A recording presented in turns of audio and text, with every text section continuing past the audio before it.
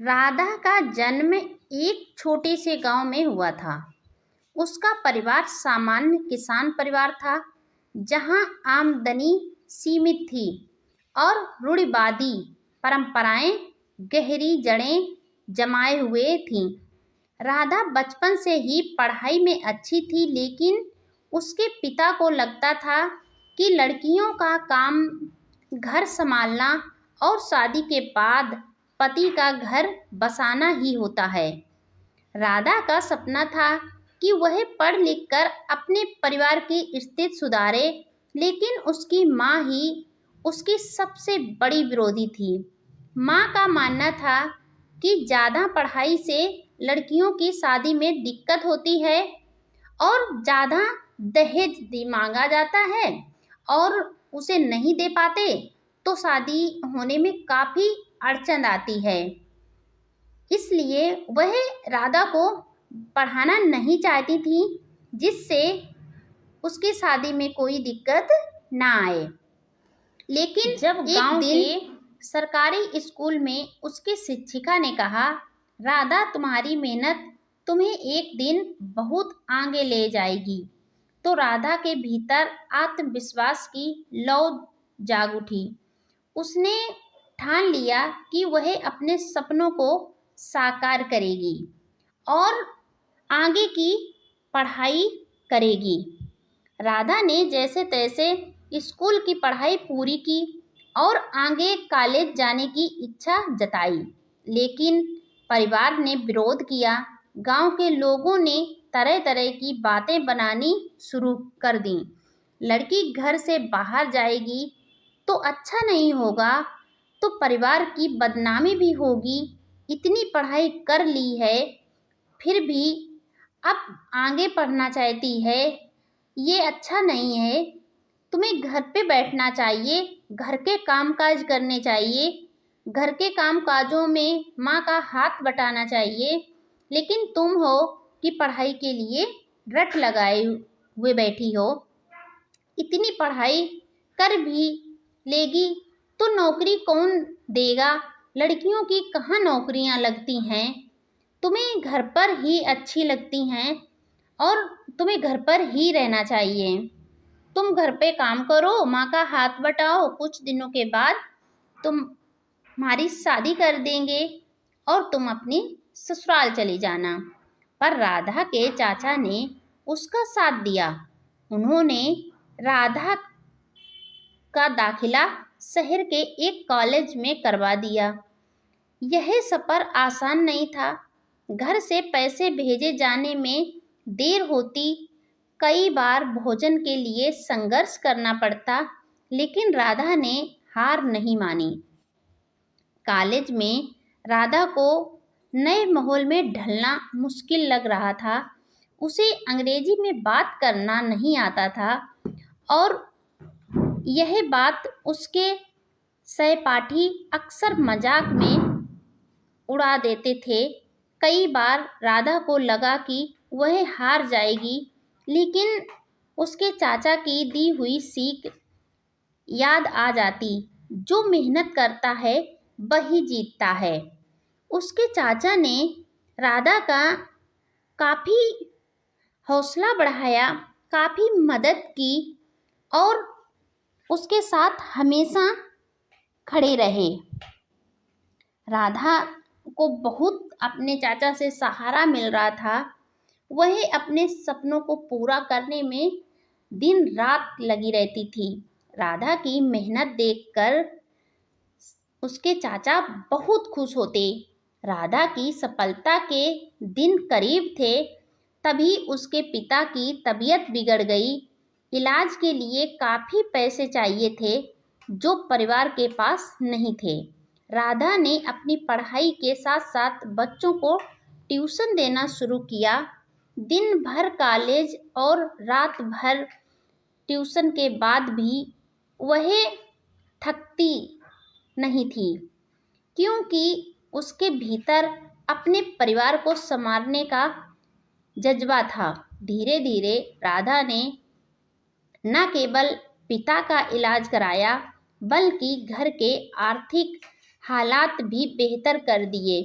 उसकी मेहनत रंग लाई और उसे एक प्रतिष्ठित कंपनी में नौकरी मिल गई।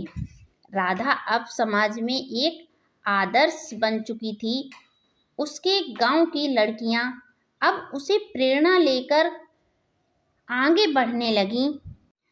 जिस गांव के लोग लड़कियों को ताने मारकर बिठा देते थे, आगे की शिक्षा देने से मना कर देते थे, हमेशा उन्हें शादी की धौंस देते रहते थे कि तुम्हें क्या करना है, तुम पढ़कर क्या करोगी, तुम्हें हमेशा घर पे रहना है, तुम्हें घर ही संभालना है, फिर तुम क्यों आगे बढ़ती हो, ये सब कह कर के उनका मन दाब करके घर पे ही बिठा देते थे। उस गांव में राधा से सीखकर लड़कियां पढ़ाई के लिए आगे बढ़ने लगी थीं। राधा ने गांव में एक शिक्षण संस्थान खोला जहां आर्थिक रूप से कमजोर बच्चों को मुफ्त शिक्षा दी जाती थी। हालांकि राधा का सफ़र यहीं खत्म नहीं हुआ था। उसने महसूस किया कि समाज में अब भी कई लड़कियों को अपने अधिकारों के लिए लड़ना पड़ता है। उसने महिलाओं के अधिकारों और शिक्षा के लिए काम करना शुरू किया। राधा का सफ़र अब भी जारी था। उसने एक बार अपने चाचा से कहा था, मैंने जो सपना देखा था वह पूरा तो हुआ, लेकिन अब मेरा सपना है कि हर लड़की को उसका हक मिले। राधा की कहानी हमें सिखाती है कि कर्म ही इंसान का असली धन होता है। समाज की रुकावटें और परिवार की चुनौतियां भले ही रास्ते में आए, लेकिन आत्मविश्वास और मेहनत से हर बाधा को पार किया जा सकता है। कर्मों का खेल कभी खत्म नहीं होता, बस इंसान को चलते रहना चाहिए, तभी वह अपनी मंजिल तक पहुंच पाता है। राधा की बात सुनकर गांव के सभी लोग और उनके चाचा को बहुत ही खुशी मिलती है और राधा जो भी काम करना चाहती है उसमें उसका हाथ बटाते हैं और उसका साथ देते हैं, जिससे राधा ने अपने चाचा के साथ मिलकर काफ़ी गरीब बच्चों की काफ़ी मदद की। उन्हें आगे बढ़ाने के लिए काफ़ी उनकी सहायता करके और उन्हें अपनी मंजिल तक पहुंचाया। हमें जब सफलता मिल जाती है तो हम अपने साथ साथ दूसरों की मदद भी कर सकते हैं और हमें करना भी चाहिए, क्योंकि हम ये नहीं चाहते कि जिससे कोई पीछे रहे। राधा ये सोच लेकर अपने गांव, परिवार, मोहल्ले और आसपास के गांव में भी इसका प्रचार प्रसार करने लगी कि हमें अपनी अपनी बेटियों को दाब कर नहीं बिठाना चाहिए, उन्हें हौसला देना चाहिए आगे बढ़ने के लिए। उनकी पढ़ाई बीच में नहीं रोकनी चाहिए। वो जो चाहती हैं, उनके जो सपने हैं, उन्हें भी पूरा करने का उनका पूरा हक है और उनके सपनों को पूरा करने के लिए उनका सपोर्ट करें, ना कि उन्हें घर पर बिठा दें। राधा की बात सभी लोग ध्यान से सुनते और मानते भी। इस वजह से उस गांव नगर की काफ़ी बहन बेटियां आत्मनिर्भर बन चुकी थीं। राधा ये सब देखकर बहुत खुश होती। तभी राधा के लिए एक अच्छा सा बड़े घर से रिश्ता आ जाता है और उसके पिता और चाचा मिलकर उसकी शादी कर देते हैं। राधा खुशी खुशी अपनी ससुराल चली जाती है और वहीं से अपनी जॉब करने लगती है। राधा आत्मनिर्भर बन चुकी, यह सब देखकर उसके ससुराल वाले भी बहुत खुश होते हैं और वह अपना परिवार चलाने में काफ़ी हद तक मदद करती है। राधा की यह कहानी आप लोगों को कैसी लगी कमेंट में बताएं, लाइक शेयर भी करें।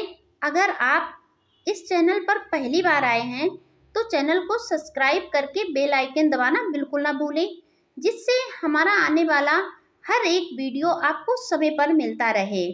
ऐसी ही कहानी हर रोज़ सुनने के लिए चैनल को सब्सक्राइब जरूर करें। कहानी अंत तक सुनने के लिए आपका बहुत बहुत धन्यवाद।